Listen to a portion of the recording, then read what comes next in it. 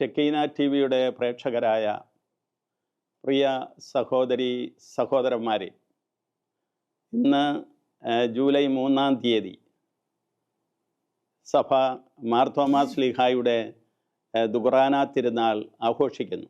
മാർത്തോമാ ക്രിസ്ത്യാനികളായ നമ്മെ സംബന്ധിച്ചിടത്തോളം ഇത് ഒരു പ്രധാനപ്പെട്ട അനുസ്മരണമാണ്, ആഘോഷമാണ്. എന്നാൽ നമുക്ക് മാത്രമല്ല, സാർവത്രിക സഭയ്ക്ക് മുഴുവൻ ഇത് മാർത്തോമാ ശ്ലീഹായുടെ തിരുനാൾ തന്നെയാണ്. ഈ തിരുനാളിൽ നാം ഈ വർഷം വിശുദ്ധ കുർബാനയുടെ ആഘോഷം, സമ്മേളനങ്ങൾ, മറ്റു വിധത്തിലുള്ള അനുസ്മരണ ചടങ്ങുകളൊക്കെ നടത്തുന്നുണ്ടല്ലോ. ഈ സന്ദർഭത്തിൽ മാർത്തോമാ ശ്ലീഹായുടെ ഭാരത പ്രവേശനത്തെക്കുറിച്ച് ചിന്തിക്കുന്നത് നന്നായിരിക്കും. ചിലപ്പോൾ പാണ്ഡിത്യത്തിൻ്റെ കുറവ് കൊണ്ടാകാം മാർത്തോമാ ശ്ലീഹാ ഭാരതത്തിൽ വന്നിട്ടില്ല എന്ന് പറയാൻ പോലും ചിന്തിക്കുന്ന ആളുകൾ നമ്മുടെ ഇടയിൽ വളരെ ചുരുക്കമായിട്ട് ഉണ്ട്. എന്നാൽ ഇത് ചരിത്രത്തിൽ നിന്ന് തെളിയുന്ന ഒരു ചരിത്ര സംഭവമാണ് മാർത്തോമാ ശ്ലീഹായുടെ ഭാരത പ്രവേശനം. മാർത്തോമാ ശ്ലീഹായെ പരാമർശിക്കുന്ന 2 ഗ്രന്ഥങ്ങളുണ്ട്: Acts of Judas Thomas and Gospel of Thomas. ഇത് രണ്ടും പ്രാമാണികമായ ബൈബിൾ ഗ്രന്ഥങ്ങളായിട്ട് അംഗീകരിക്കപ്പെട്ടിട്ടില്ല. അപ്പോക്രിഫൽ ബുക്സ് അഥവാ അപ്രാമാണിക ഗ്രന്ഥങ്ങളെന്നാണ് അവയെ വിശേഷിപ്പിക്കുന്നത്. എന്നാൽ ഇവ ചരിത്രപരമായി ഒരു പ്രാധാന്യവുമില്ലാത്ത ഗ്രന്ഥങ്ങളെന്ന് നമുക്ക് കരുതാൻ സാധിക്കുകയില്ല. വളരെയേറെ പൊടുപ്പും തൊങ്ങലുമൊക്കെ ചേർത്തുള്ള കഥകൾ ആ പുസ്തകത്തിൽ ഉണ്ടെങ്കിൽ തന്നെയും മാർത്തോമാ ശ്ലീഹായുടെ ഭാരത പ്രവേശനത്തെ ആക്ട്സ് ഓഫ് ജൂഡസ് തോമസിൽ നിന്ന് നമുക്ക് എടുക്കാവുന്നതാണ്. കാരണം ഈ അടുത്ത കാലത്ത് സിറോ മലബാർ സഭയിൽ മാർത്തോമാ ശ്ലീഹായുടെ ഭാരത പ്രവേശനത്തെക്കുറിച്ചും പ്രേക്ഷിത പ്രവർത്തനങ്ങളെക്കുറിച്ചും അതുപോലെ തന്നെ പിന്നീടുള്ള സിറോ മലബാർ സഭയുടെ ചരിത്രത്തെക്കുറിച്ചും വളരെ പണ്ഡിതോചിതമായിട്ടുള്ള പഠനങ്ങൾ നടക്കുന്നുണ്ട്. അത് വർഷങ്ങളായിട്ട് തുടങ്ങിയ ഒരു പഠനമാണ്. അതിലെ ആദ്യത്തെ പഠനം മാർത്തോമാ ശ്ലീഹായുടെ ഇന്ത്യയിലെ സുവിശേഷ വേലയെക്കുറിച്ചായിരുന്നു. ആ പഠനങ്ങളെല്ലാം വളരെയേറെ സമൃദ്ധമായ രീതിയിൽ, പണ്ഡിതോചിതമായ രീതിയിൽ, ചരിത്രപരമായ വിശകലനത്തിൻ്റെ അടിസ്ഥാനത്തിൽ ഒരു ഗ്രന്ഥമായി പ്രസിദ്ധീകരിച്ചിട്ടുണ്ട്. ആ ഗ്രന്ഥത്തിൻ്റെ പേര് apostolate of saint Thomas in India. അപ്പോൾ ഈ ഗ്രന്ഥമാണ് ആദ്യത്തെ വോളിയമായിട്ട് ഈ പഠനത്തിൻ്റെ വെളിച്ചത്തിൽ പ്രസിദ്ധീകരിച്ചിട്ടുള്ളത്. ആ ഗ്രന്ഥത്തിൻ്റെ ഒരു നിഗമനം ഞാൻ നിങ്ങളെക്കായിട്ട് വായിക്കുകയാണ്. The available data convincingly point towards 2 separate apostolic journeys of Thomas to 2 entirely different regions of India, namely, first to northwest India, AD 44 മുതൽ 50 വരെ, and the second to southwest India, AD 52 മുതൽ 72 വരെ. അപ്പോൾ ഇങ്ങനെ 2 പ്രേക്ഷിത യാത്രകൾ മാർത്തോമാ ശ്ലീഹ ഇന്ത്യയിലേക്ക് നടത്തി എന്നുള്ളതാണ് ചരിത്രപരമായ പഠനത്തിൽ ഇപ്പോൾ നമുക്ക് തെളിഞ്ഞു കിട്ടിയിട്ടുള്ളത്. ആദ്യത്തെ പ്രവേശനം കരമാർഗം നോർത്ത് വെസ്റ്റ് ഇന്ത്യയിലേക്കായിരുന്നു. പിന്നീട് രണ്ടാമത്തെ പ്രവേശനമാണ് സൗത്ത് ഈസ്റ്റ് പ്രദേശത്തേക്ക് ഉള്ളത്. ആദ്യത്തെ പ്രവേശനത്തിൽ ഉത്തര ഭാരതത്തിൽ, അതിനപ്പുറമുള്ള പ്രദേശത്തൊക്കെ മാർത്തോമാ ശ്ലീഹായുടെ പ്രേക്ഷിത പ്രവർത്തനത്തിൻ്റെ തെളിവുകൾ നാണയങ്ങളിലൂടെയും മറ്റ് ചില ശിലാരേഖകളിലൂടെയും ഒക്കെ നമുക്ക് ലഭിച്ചിട്ടുണ്ട്. രണ്ടാമത്തേതാണ് കൊടുങ്ങല്ലൂരിലൂടെ വന്ന് 7 അല്ലെങ്കിൽ 7.5 പള്ളികൾ സ്ഥാപിച്ചു എന്നുള്ള ആ പാരമ്പര്യം. ഇവ രണ്ടും കൂടെ ചേർത്താണ് ഈ 2 പ്രേക്ഷിത യാത്രകളെക്കുറിച്ച് ഇന്ന് ചരിത്രകാരന്മാർ സമർത്ഥിച്ചിരിക്കുന്നത്. ഇന്ത്യയിലേക്ക് വരുവാൻ മാർത്തോമാ ശ്ലീഹ ആദ്യം മടി കാണിച്ചു എന്നുള്ള രീതിയിൽ ആക്ട്സ് ഓഫ് തോമസിൽ തന്നെ വിവരണമുണ്ട്. കാരണം ഭാരതം അന്ന് ഒരു പ്രാകൃത രാജ്യമാണ്. അവിടെയുള്ളവർ അതിഥികളെ സ്വീകരിക്കുമോ എന്ന് അറിഞ്ഞുകൂടാ. അവരോടെങ്ങനെയാണ് ഭാഷ അറിയാത്ത ഞാൻ സംസാരിക്കുന്നത് എന്നൊക്കെ തോമസ് പറഞ്ഞ് അദ്ദേഹത്തോട് സഹശിഷ്യന്മാർ ഭാരതത്തിൽ പോകാൻ പറഞ്ഞപ്പോൾ മടി കാണിച്ചതായിട്ടുള്ള ഒരു വിവരണം നമുക്ക് ഈ ആക്ട്സ് ഓഫ് തോമസിൽ കാണാം. എന്നാൽ കർത്താവിൻ്റെ തന്നെ അരുളപ്പാടുകൾ ഉണ്ടായതിൻ്റെ വെളിച്ചത്തിൽ തോമാസ് ലീഹ പിന്നീട് സമ്മതിച്ച് ഇന്ത്യയിലേക്ക് വരികയാണ് ചെയ്തതെന്നും ഹാബാൻ എന്ന് പറയുന്ന ഒരു മർച്ചൻ്റ്, ഒരു വ്യാപാരി തോമാസ് ലീഹായെ ബന്ധപ്പെട്ടവർക്ക് പണം കൊടുത്ത് ഇന്ത്യയിലേക്ക് കൊണ്ടുവന്നു എന്നുമാണ് ആ ഗ്രന്ഥത്തിൽ പറയുന്നത്. ഈ ഹാബാനാണ് ഗൊണ്ടഫോറസ് രാജാവിൻ്റെ പക്കൽ തോമാസ് ലീഹായെ എത്തിക്കുന്നത്. ആദ്യത്തെ പ്രേക്ഷിത യാത്രയുടെ ഭാഗമാണ് ആ വിവരണം.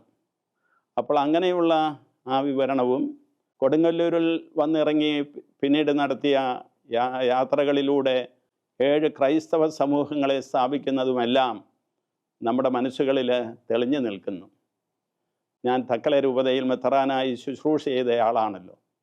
അവിടെയാണ് തിരുവിതാംകോട് എന്ന പ്രദേശത്ത് അരപ്പള്ളി എന്ന് പറയുന്ന തോമാസ് ലീഹായുടെ പള്ളികളിലൊന്ന് സ്ഥാപിതമായിരിക്കുന്നത്. ആ പള്ളിയുടെ ആദ്യ രൂപം തന്നെ ഇപ്പോഴുള്ള പള്ളിയുടെ ഒരു ഭാഗത്ത് സംരക്ഷിക്കപ്പെട്ടിട്ടുണ്ട്, പ്രധാന ഭാഗത്ത്, മധുബഹ ഭാഗത്ത്. അത് കണ്ടാൽ തന്നെ നമുക്ക് മനസ്സിലാക്കാൻ സാധിക്കും AD 1, 2 അല്ലെങ്കിൽ 3-ാം നൂറ്റാണ്ടിൽ പണിയപ്പെട്ട ഒരു ദേവാലയമാണ് അത് എന്ന്. അത് വിശുദ്ധ തോമാസ് ലീഹായുടെ പേരിലാണ് സ്ഥാപിക്കപ്പെട്ടിരിക്കുന്നത്. ഇപ്പോൾ അത് ഓർത്തഡോക്സ് സഭ പരിരക്ഷിച്ചുകൊണ്ട് ഇരിക്കുന്നു.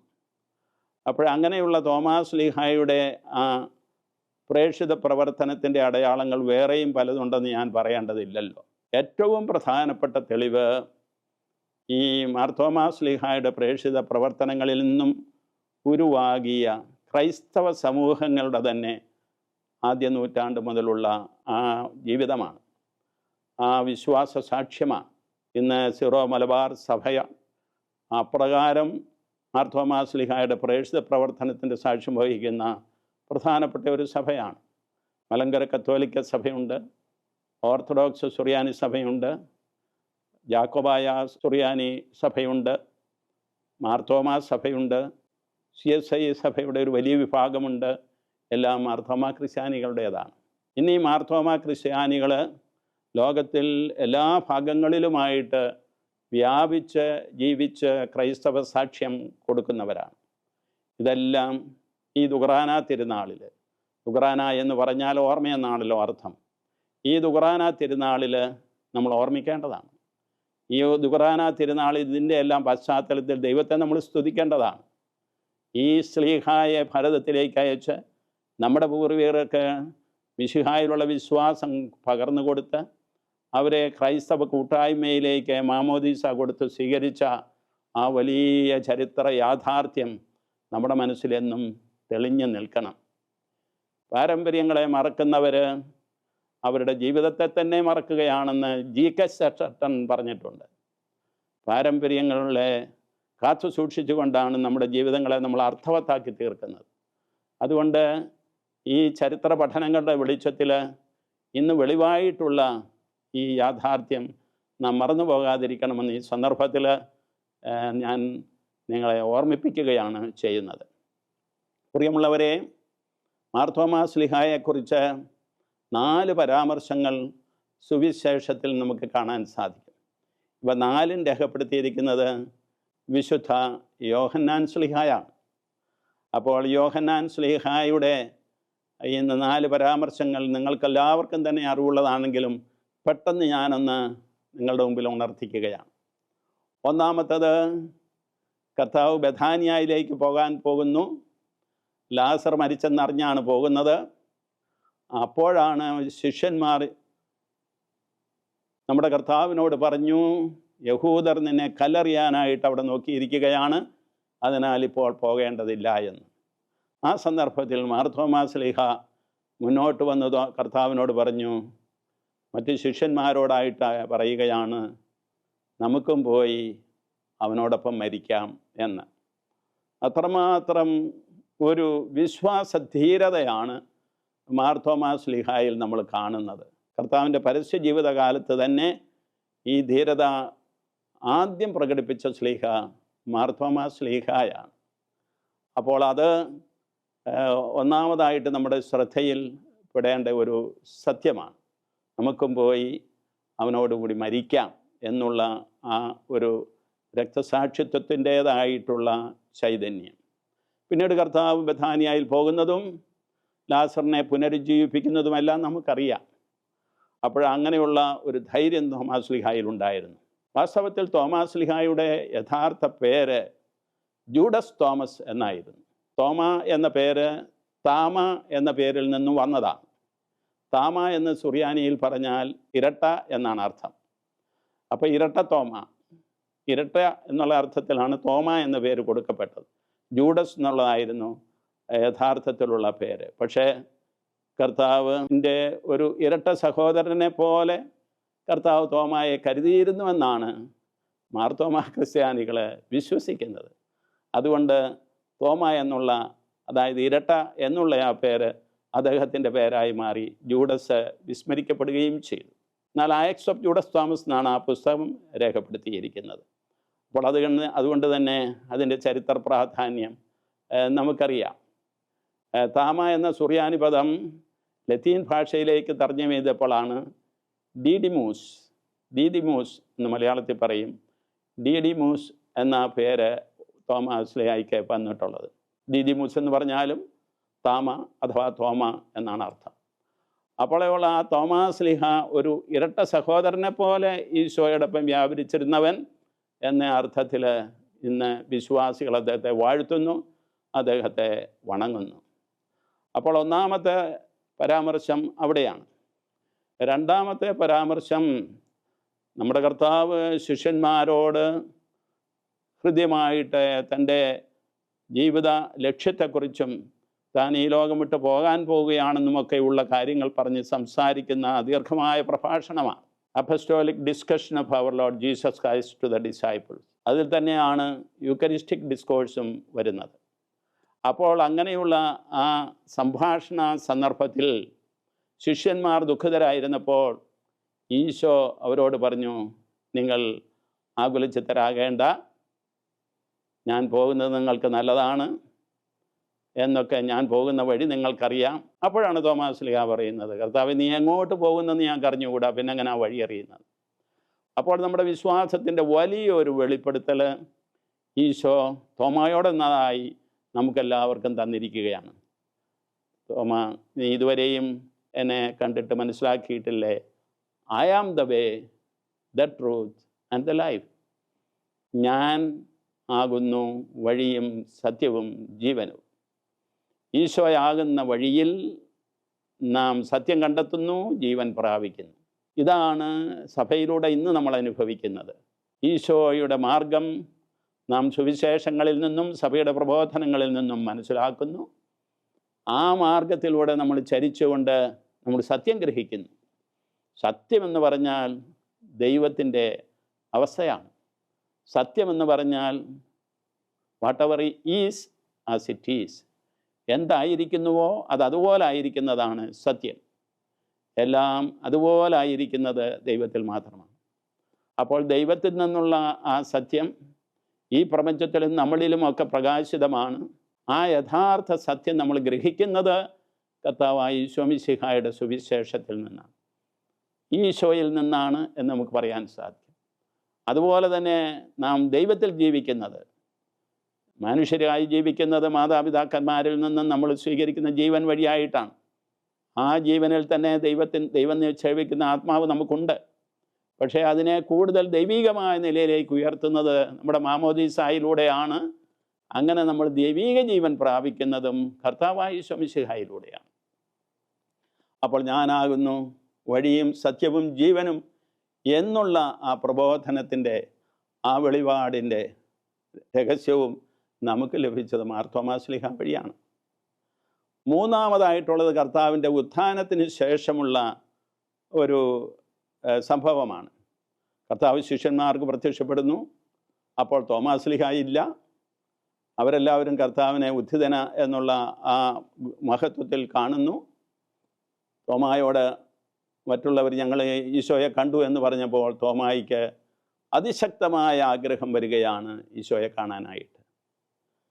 മിശിഹ അനുഭവം തനിക്ക് നഷ്ടപ്പെട്ടല്ലോ, ഉത്ഥിതനായ മിശിഹായെ താൻ കണ്ടിട്ടില്ലല്ലോ എന്ന ദുഃഖത്തിലാണ് ആ സംശയ പ്രസ്താവന തോമാസ് ശ്ലീഹ നടത്തുന്നത്. എന്നാൽ കർത്താവ് ആ ഇരട്ട സഹോദരനെ കൈവടിയുന്നില്ല. ഇരട്ട സഹോദരന് വേണ്ടി, തോമ എന്ന് വിളിക്കപ്പെടുന്ന തോമായ്ക്ക് വേണ്ടി കർത്താവ് മറ്റു ശിഷ്യന്മാർക്ക് ഒരിക്കൽ കൂടെ വെളിപ്പെടുകയാണ് തോമായി ഉണ്ടായിരുന്നപ്പോൾ. ആ സന്ദർഭത്തിലാണ് തോമായോട് കർത്താവ് പറയുന്നത്, നീ അവിശ്വാസിയായിരിക്കാതെ നിൻ്റെ വിരൽ എൻ്റെ വിലാവിലിടുക എന്ന രീതിയിൽ. അങ്ങനെ സംസാരിച്ച സന്ദർഭത്തിലാണ് തോമാസ് ശ്ലീഹായുടെ വിശ്വാസ പ്രഖ്യാപനം വന്നത്, എൻ്റെ കർത്താവേ, എൻ്റെ ദൈവമേ. സുറിയാനി ഭാഷയിൽ മാർ വാലാഹ്. ഈ വാക്യം നമ്മുടെ വിശ്വാസത്തിൻ്റെ ഒരു പ്രഖ്യാപനമായിട്ട് മാറിയിരിക്കുകയാണ്. നാം നമ്മുടെ പ്രാർത്ഥനകളിൽ എൻ്റെ കർത്താവേ എന്ന് വിളിച്ച് പ്രാർത്ഥിക്കുന്നുണ്ട്. ഞങ്ങളുടെ കർത്താവേ, ഞങ്ങളുടെ ദൈവമേ എന്ന് വിളിച്ച് പ്രാർത്ഥിക്കുന്നുണ്ട്. തോമാസ് ശ്ലീഹായിൽ നിന്ന് വന്ന വിളിയാണത്. എൻ്റെ കർത്താവേ, എൻ്റെ ദൈവമേ, ഞങ്ങളുടെ കർത്താവേ, ഞങ്ങളുടെ ദൈവമേ. യാമപ്രാർത്ഥനകളിൽ എല്ലായിടത്തുമുണ്ട്. വിശുദ്ധ കുർബാനയിലും നമ്മളിതാവുന്നു, ഞങ്ങളുടെ കർത്താവേ, ഞങ്ങളുടെ ദൈവമേ. അങ്ങനെയുള്ള ആ വിശ്വാസത്തിൻ്റെ ഉദീരണം ആദ്യം വന്നത് തോമാസ് ശ്ലീഹായിൽ നിന്നാണ്. ഇതാണ് മൂന്നാമത്തെ പരാമർശനം സുവിശേഷത്തിൽ.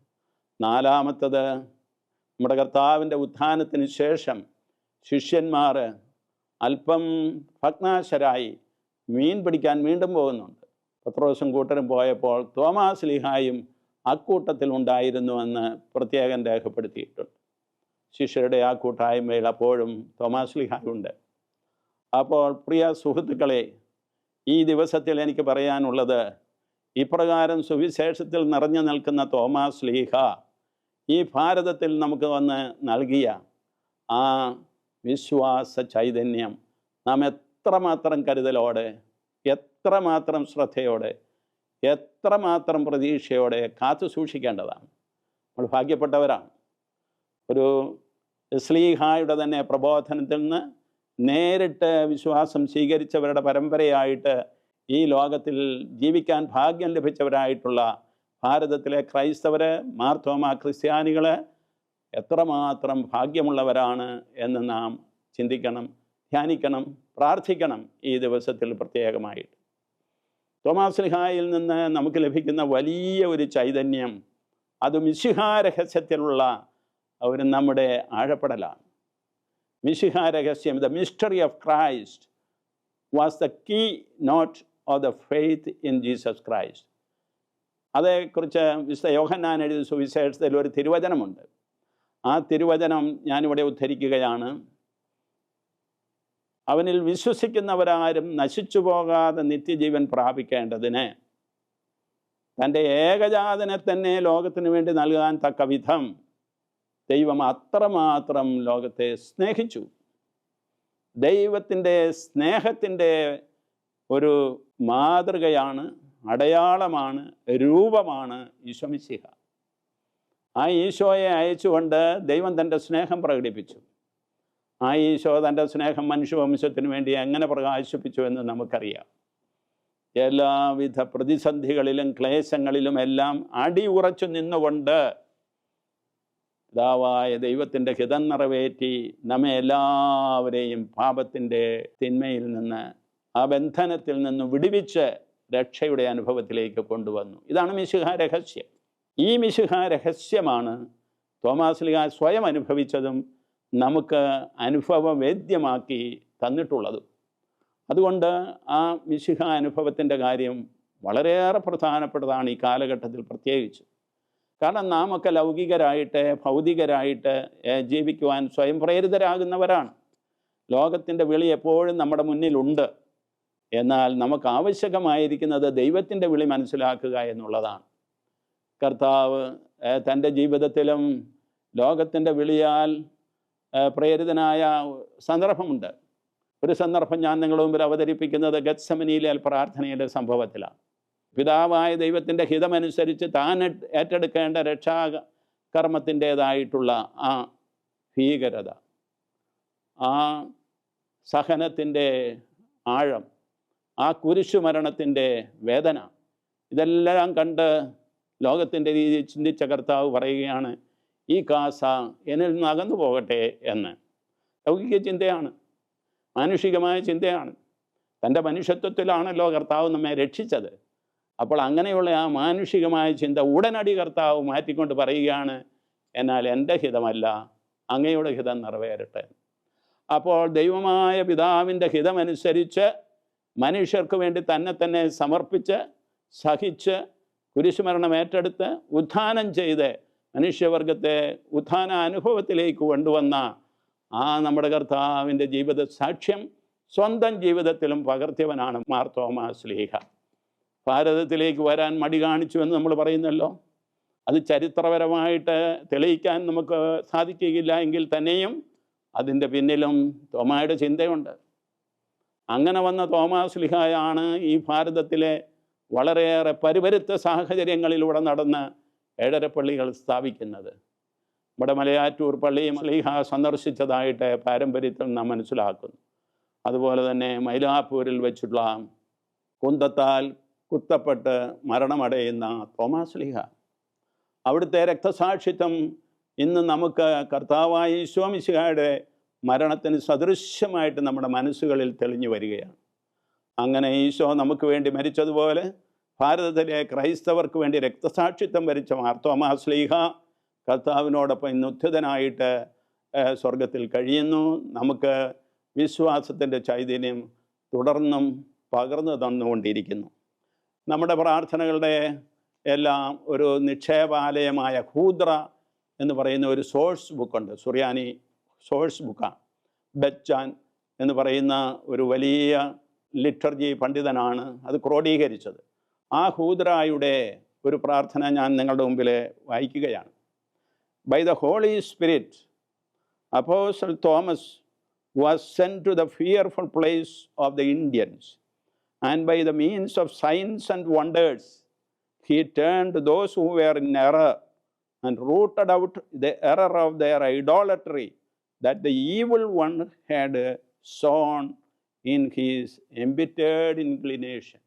ദുഷ്ടാരൂപി ഈ ലോകത്തിൽ വരുത്തിയിരുന്ന എല്ലാ തെറ്റായ ആരാധനകളെയും അകറ്റിക്കൊണ്ട് കർത്താവായ ഈശോ മിശിഹായുടെ സുവിശേഷം പ്രസംഗിക്കുകയും അവിടുത്തെ യഥാർത്ഥമായ ആരാധന ഇവിടെ സ്ഥാപിക്കുകയും ചെയ്ത് മാർ തോമാസ് ശ്ലീഹായെ ഞങ്ങൾ വണങ്ങുന്നു എന്നാണ് ആ പ്രാർത്ഥനയുടെ അർത്ഥം.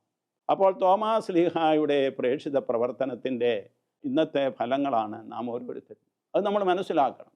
വാസ്തവത്തിൽ ഭാഗ്യപ്പെട്ടവരായ നമ്മൾ അഭിമാനബോധത്തോടുകൂടെ മാർ തോമാസ് ശ്ലീഹായിൽ നിന്നും സ്വീകരിച്ച വിശ്വാസത്തിൻ്റെ ചൈതന്യം നമ്മുടെ ജീവിതങ്ങളിൽ ഊട്ടി ഉറപ്പിക്കുകയും അതുപോലെ തന്നെ അത് നമ്മുടെ മക്കളിലേക്കും മക്കളുടെ മക്കളിലേക്കും ലോകത്തെമ്പാടും നമുക്കാവുന്ന വിധം പ്രചരിപ്പിക്കുകയും ചെയ്യുവാൻ നമുക്ക് സാധിക്കണം. അതുതന്നെയാണ് ഇന്നത്തെ നമ്മുടെ പ്രേക്ഷിത പ്രവർത്തനം. നമ്മൾ ആരെയും നിർബന്ധിക്കുന്നില്ല, ആരെയും പീഡിപ്പിക്കുന്നില്ല, ആരുടെ മേലും വശീകരണങ്ങളൊന്നും നടത്തുന്നില്ല.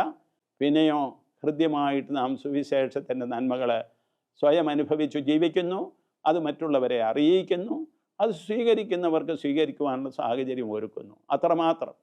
ഇത് മനുഷ്യ സംസ്കാരത്തിന് തന്നെ, മനുഷ്യ സമൂഹത്തിൻ്റെ ദൈവവിശ്വാസത്തിന് തന്നെ ഒരു മുതൽക്കൂട്ടാണ്. ദൈവമായ കർത്താവ് തൻ്റെ ഏകജാതനെ അയച്ച് നൽകിയ സന്ദേശം, ആ ഏകജാതനിലൂടെ നിറവേറ്റിയ ദൈവീയ രക്ഷാകര പദ്ധതി, അത് അവിടുത്തെ 12 ശ്ലീഹന്മാരിൽ ഒരുവനായ മാർ തോമാസ് ശ്ലീഹ നമുക്ക് പകർന്നു തന്നിരിക്കുന്നു എന്നുള്ള ചിന്ത നമ്മുടെ മനസ്സിൽ സൂക്ഷിക്കാൻ പ്രിയമുള്ള സഹോദരങ്ങളെ. നിങ്ങളെല്ലാവരും കഴിയുമെങ്കിൽ പണ്ഡിതരായിട്ടുള്ള ആളുകൾ പ്രത്യേകിച്ച്, പഠിച്ചിട്ടുള്ള ആളുകൾ പ്രത്യേകിച്ചും ഈ ഗ്രന്ഥം വായിക്കണമെന്ന് എനിക്കൊരു അഭ്യർത്ഥനയുണ്ട്. ഇത് വർഷങ്ങളുടെ ഗവേഷണത്തിൻ്റെ ഒരു ഫലമാണ്, ചരിത്ര ഗ്രന്ഥമാണ്. തോമാസ് ശ്ലീഹ ഭാരതത്തിൽ വന്നിട്ടുള്ളതിന് ഏറ്റവും പ്രകടമായിട്ടുള്ള തെളിവുകൾ നൽകുന്ന ഒരു ഗ്രന്ഥമാണ് apostolate of saint Thomas in India. നമ്മുടെ സഭയുടെ കൂരിയായിൽ ഇത് നിങ്ങൾക്ക് ലഭിക്കും, കോപ്പികൾ ആവശ്യമുള്ളവർക്ക്. ഇത് പഠിച്ചും മറ്റു പഠനങ്ങൾ വഴിയുമൊക്കെ മാർ തോമാസ് ശ്ലീഹായുടേതായ പ്രേക്ഷിത പ്രവർത്തനങ്ങളുടെ അർത്ഥം ശരിയായി ഗ്രഹിക്കാനും അത് അനുസരിച്ച് ജീവിക്കാനും അതിന് മറ്റുള്ളവരെ പരിശീലിപ്പിക്കാനും നമുക്ക് സാധിക്കട്ടെ. ഈ ദുഖറാന തിരുനാൾ ദിവസം നമ്മുടെ സഭയുടെ ദിനമായിട്ട് നാം ആഘോഷിക്കുകയാണ്. കുറേ വർഷങ്ങളായിട്ട് സുറ മലബാർ സഭയുടെ സിനഡിൻ്റെ തീരുമാനപ്രകാരം ജൂലൈ 3-ാം തീയതി സഭാദിനമായിട്ട് നമ്മൾ ആഘോഷിക്കുന്നു. കാരണം സഭയുടെ കൂട്ടായ്മ പരിപോഷിപ്പിക്കപ്പെടേണ്ട ഒരു ദിവസമാണിത്. സഭയെ പരിപോഷിപ്പിക്കുവാൻ വിശ്വാസികൾ മുന്നോട്ട് വരേണ്ട ഒരു ദിവസവുമാണ്. അതിനാൽ ഇതിനെ സഭാദിനമായി ആഘോഷിക്കുവാൻ, ആചരിക്കുവാനും സഭ നിർദ്ദേശിച്ചിട്ടുണ്ട് എന്ന വസ്തുതയും ഈ സന്ദർഭത്തിൽ ഞാൻ നിങ്ങളെ ഓർമ്മിപ്പിക്കുന്നു. ഈ ദുഖറാന തിരുനാളിൻ്റെ മംഗളങ്ങൾ എന്നെ ശ്രവിക്കുന്ന എല്ലാ ഷെക്കീന TV പ്രേക്ഷകർക്കും ഞാൻ ആശംസിക്കുന്നു. അവിടുത്തെ കാരുണ്യം നമ്മോടുകൂടി ഉണ്ടായിരിക്കട്ടെ. ദൈവത്തിന് സ്തുതി. ആമേൻ.